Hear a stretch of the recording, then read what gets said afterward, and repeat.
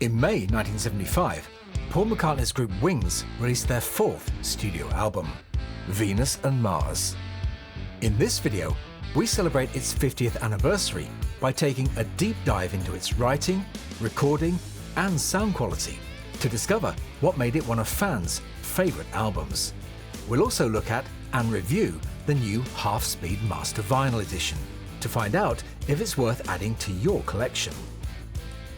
I'm Andrew from Parlogram, and welcome to the story of Venus and Mars.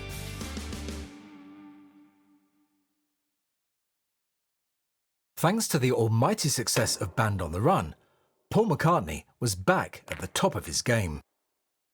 Although following that up wouldn't be easy, his experience with the Beatles and beyond had taught him all the tricks of the trade, and now was the perfect time to put them into action. 1974. After recording Band on the Run as a three-piece, Paul was keen to make Wings a proper band again, and more importantly, get back on the road.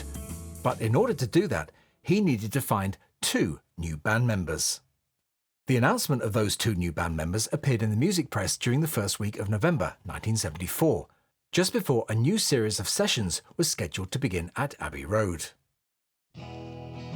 Jimmy McCulloch had been playing guitar on stage since he was 11 years old.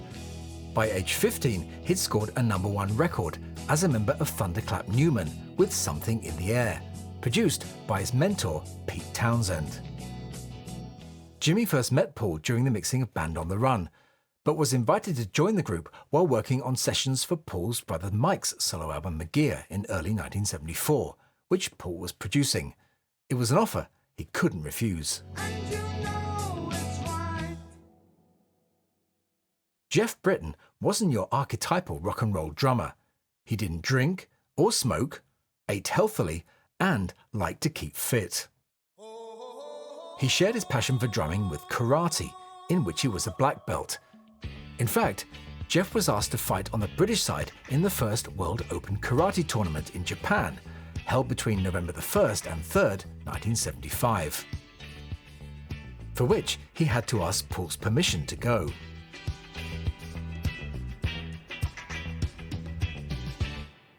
Recording outside your home country in the early 1970s had been a trend made popular by the Rolling Stones, and it was an idea which appealed to Paul.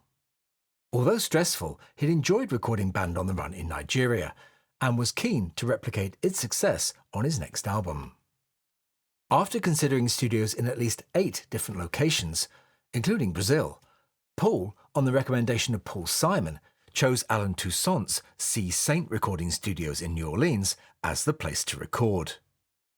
Due to a falling out with Tony Visconti, who was angry about not being credited as the arranger on the Band on the Run album, Paul hired a local arranger named Tony Dorsey to do the honours for this album.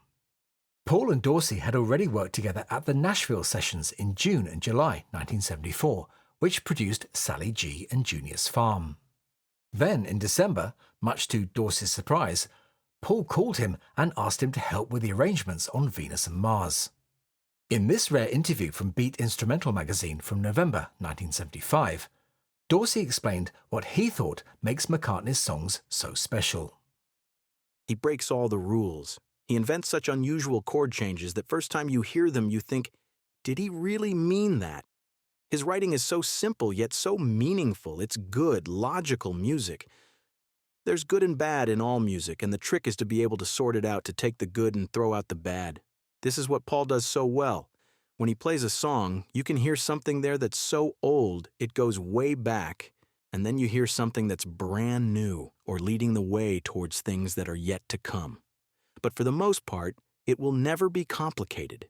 He never writes anything that the average person couldn't play, but the end result is so simple and so effective and fitting that you wonder how on earth he came by it. He always ends up with something that was right there under your eyes all the time, and I wonder how he could have stopped at that, because if it had been me writing it, I'd probably have kept right on, trying to reach for something more dynamic and maybe ruin the whole thing. Paul writes all the time, backstage, on the road, in the hotel. He keeps all his ideas in his mind. He always carries an acoustic guitar with him when he's traveling, and there's usually a piano wherever he goes. Most times he'll think of a melody first, fiddle around on the piano with it, then add the lyrics.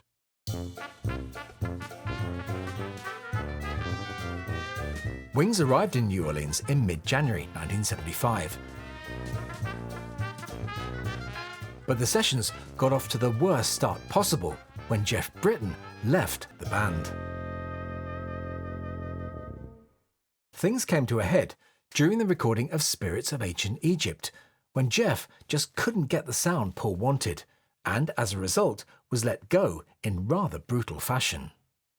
It was Tony Dorsey who recommended his replacement, a 25-year-old drummer born in New York named Joe English. After finding someone to replace him in Bonnie Bramlett's band with whom he was rehearsing, English joined the sessions in New Orleans and became Wings' third drummer. So, as the band's now all here, let's go through this album track by track and find out the stories behind the songs.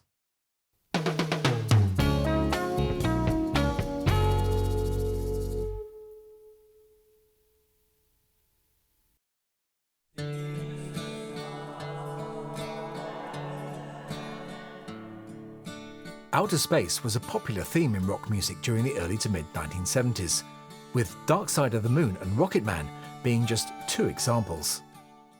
However, like much of Paul's work, the album's title had no deep personal significance, a fact that was backed up in this interview with Linda from the time when she revealed the real inspiration behind the title.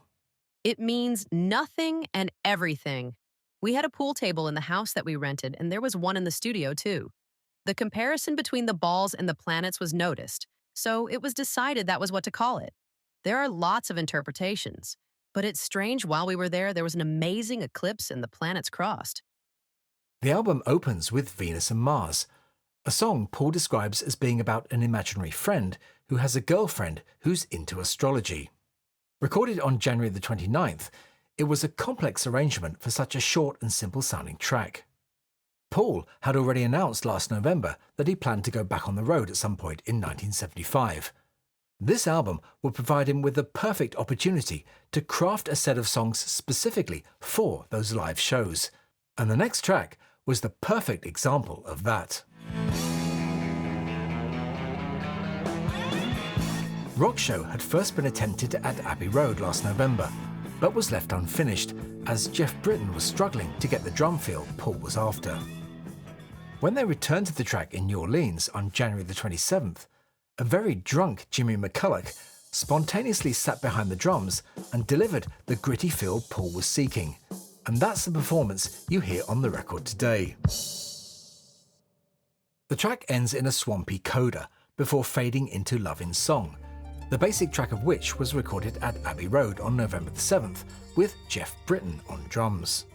The track was later overdubbed in New Orleans with handbells by the album's engineer Alan O'Duffy. Inspired by the films of Fred Astaire, You Gave Me the Answer is this album's equivalent to the White Album's Honey Pie. The song was recorded on January the 24th with Paul on piano and bass. The woodwinds and brass were added later on March the 6th in LA, with a filter on Paul's voice recreating the sound of the Roaring Twenties added during the mixing stage. The song, along with many others on this album, was regularly performed on stage during the Wings Over the World tour, and also appears on the Wings Over America album. The recording of Magneto and Titanium Man began on January the 27th and was completed at sessions held on the 14th and 17th of February. On the track, Paul plays the Fender Rhodes electric piano and bass, with Jimmy adding a guitar solo. Magneto and Titanium Man is about Marvel Comics. When we were on holiday in Jamaica, we'd go into the supermarket every Saturday when they got a new stock of comics in. I didn't used to read comics from 11 onwards. I thought I'd grown out of them, but I came back to them a couple of years ago. The drawings are great. I think you'll find that in 20 years' time, some of the guys drawing them were little Picassos. I think it's very good, it's very clever how they do it. Later, on June 22nd, 1976, at the Los Angeles Forum, Paul was gifted with a giant Magneto drawing by artist Jack Kirby.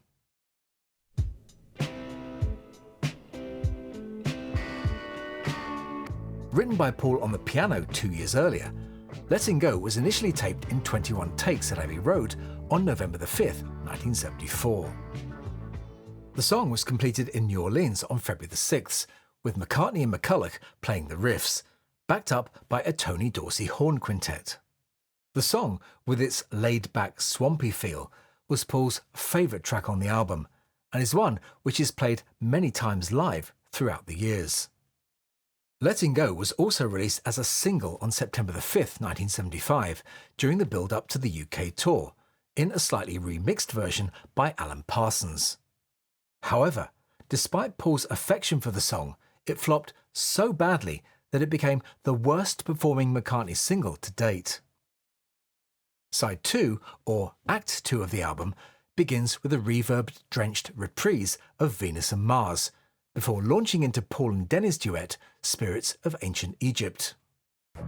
This was one of the first tracks to be recorded for the album in New Orleans, and despite having some interesting Pink Floyd-esque textures, has some terrible lyrics, and is considered by many to be the weakest song on this album. When played live, it was fleshed out with a drum solo, which would have been the perfect opportunity for a bathroom break. The next track is a rarity on a Wings album, a song that was written by neither Paul, Linda, nor Denny. Medicine Jar was originally written by Jimmy for one of his previous groups, Stone the Crows. They set to work recording it at Abbey Road on November the 13th, after which it was completed in New Orleans on February the 6th. It was inspired by a girl from New York named Jeanette Jacobs, whom he'd met while playing with John Mayall. They'd had an on-off relationship for a couple of years, which had been ruined by Jeanette's infidelities and the drug Mandrax.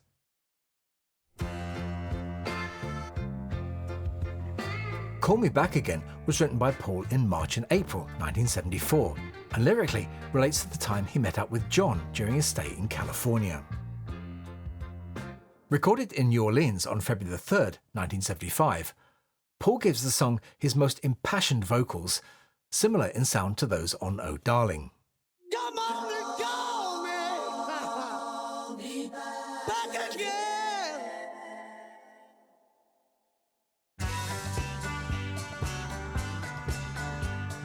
Released 2 weeks before the album on May the 15th, Listen to What the Man Said was one of Wings' most popular and successful singles. It's a perfect example of Paul writing by numbers. It's catchy, tuneful, upbeat, and sounds fantastic on the radio. But while it appears to be a simple song, it took a significant amount of time to perfect in the studio. Feeling that the arrangement needed something different, Dorsey suggested bringing in saxophonist Tom Scott. They called him, and within the hour, he'd arrived at the studio, contralto saxophone in hand. The engineers rolled the tapes, and Scott began casually running through the song. But after listening to it again and experimenting with a few more notes, they decided that Scott's initial improvised performance was the best, and ultimately the one that was included on the record. The song also includes ex-Traffic member Dave Mason on guitar. Very good to see you down in New Orleans, man. Yeah. Paul's ad-libbed vocal beginning, which can be heard before the track starts on the album, was recorded during the overdub session, as was Linda's Kiss, which O'Duffy made sure was audible on the final mix. The single reached number 1 and was a million seller in the US, but it only reached number 6 in the UK. Treat her gently, treat her kind. After songs about planets, spaceships and ancient Egypt, this track serves as a welcome reminder of the kind of song Paul writes best. Despite its title, Treat Her Gently, Lonely Old People was composed as one song. It's a compassionate, human song that features a wonderful arrangement that includes Jimmy's lead guitar and a 23-piece orchestra. The album then switches from the sublime to the ridiculous, with Paul's cover of Crossroads, not Robert Johnson's blues classic, but a classic nonetheless.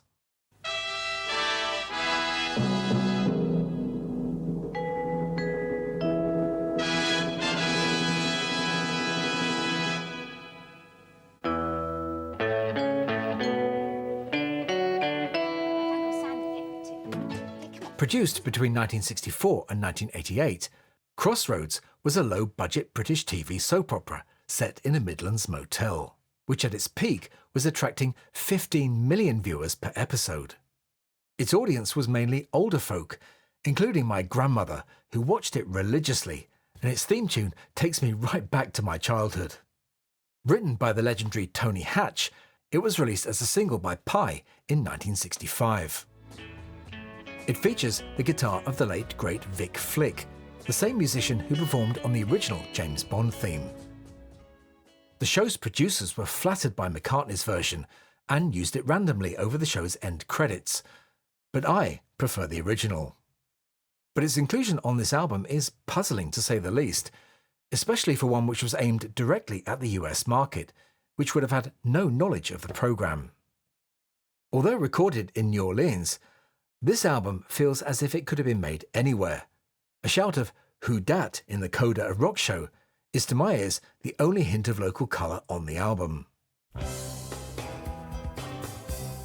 The only track recorded during these sessions that evokes any kind of local atmosphere was My Carnival, which didn't get released until 1985, when it appeared as the B-side of Spies Like Us.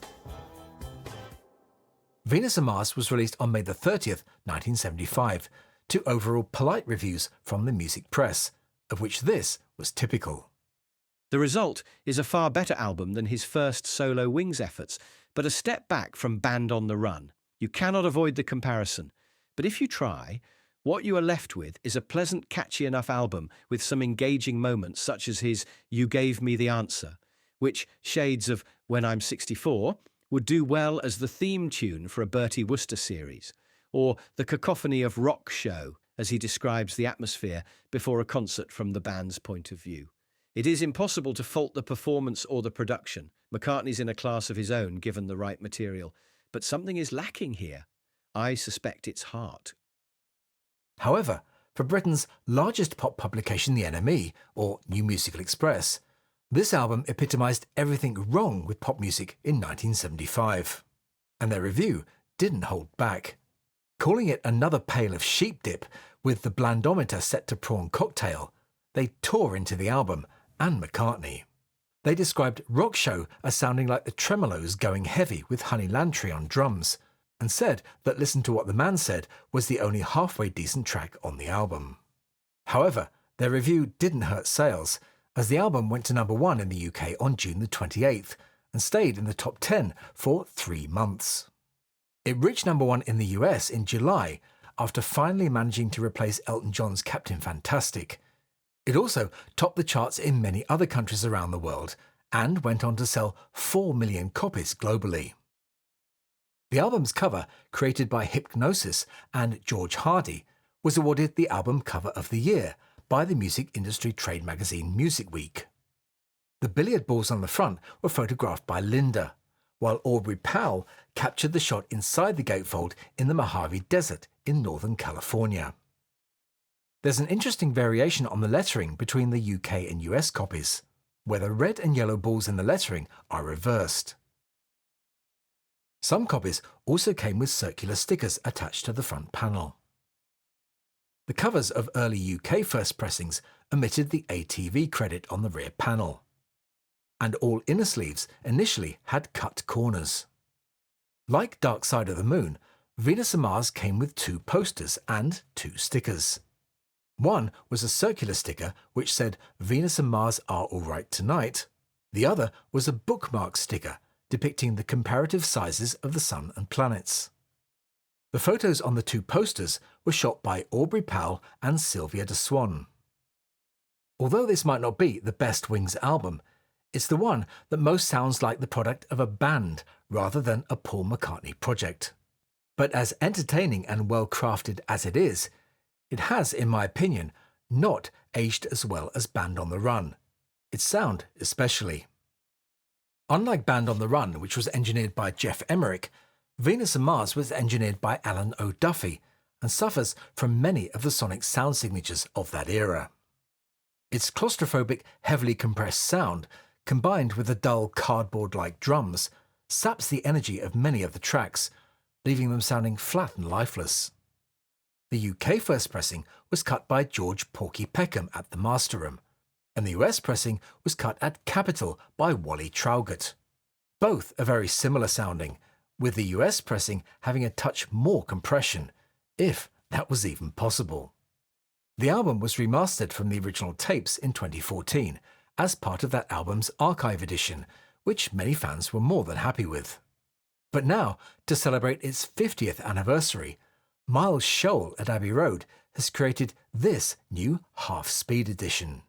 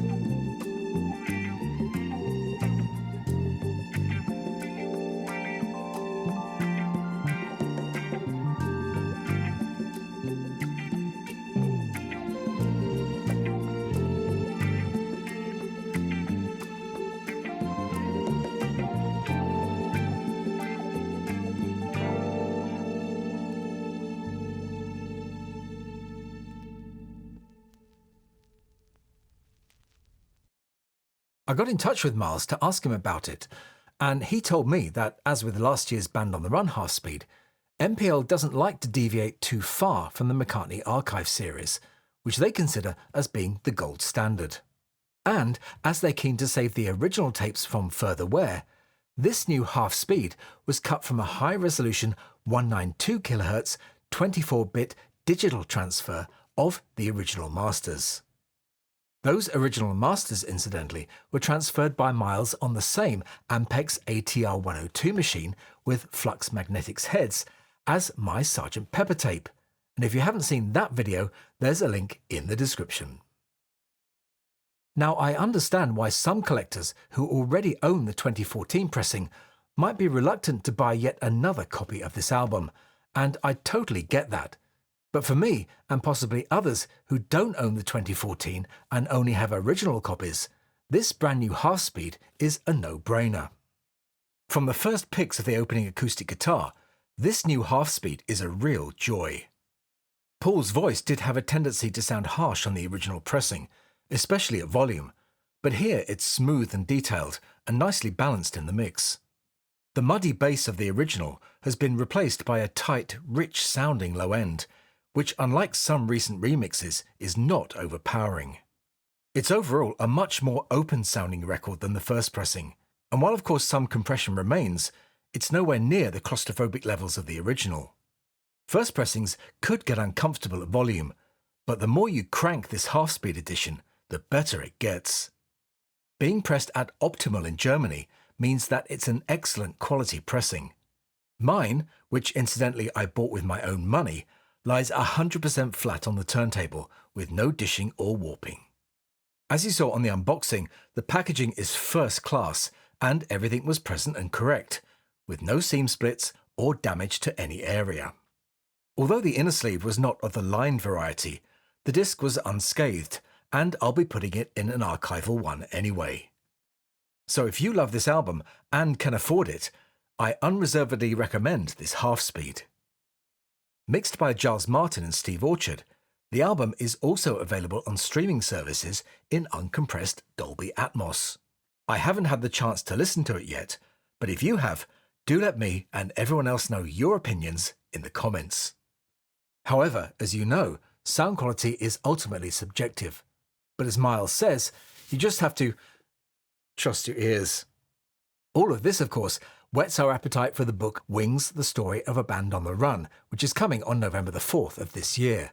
We'll be covering that in full on the channel, so make sure you're subscribed to avoid missing out on that, or any updates we get along the way. Paul almost left off listening to what the man said from this album, which would have been a major mistake. But why did he leave off his biggest ever single from this album? Find out more about that in this video. But that's all for this one, so I'll say bye for now, and thanks for watching.